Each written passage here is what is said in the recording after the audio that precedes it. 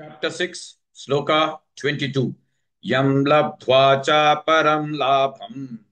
Yam labdhva cha param labham.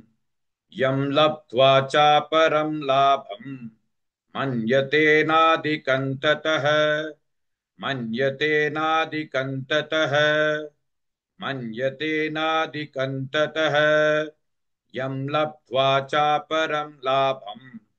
मन्यते नादिकन्ततः यं लब्ध्वा चापरं लाभं मन्यते नादिकन्ततः यं लब्ध्वा चापरं लाभं मन्यते नादिकन्ततः यं लब्ध्वा चापरं लाभं मन्यते नादिकन्ततः यं लब्ध्वा चापरं लाभं मन्यते नादिकन्ततः यस्मिन् स्थितो न दुःखेन यस्मिन् स्थितो न दुःखेन यस्मिन् स्थितो न दुःखेन गुरुनापि विचाल्यते गुरुनापि विचाल्यते गुरुनापि विचाल्यते यस्मिन् स्थितो न दुःखेन गुरुनापि विचाल्यते यस्मिन् स्थितो न दुःखेन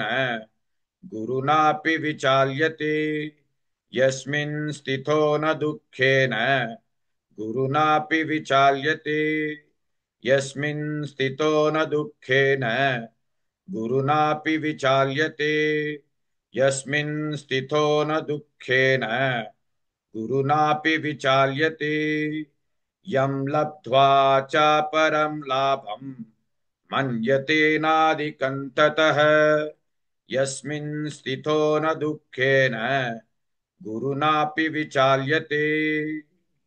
Please like and share this video because you could be instrumental in helping someone around the world recite the Srimad Bhagavad Gita, thereby helping them to have a life of unending opulence, victory and prosperity.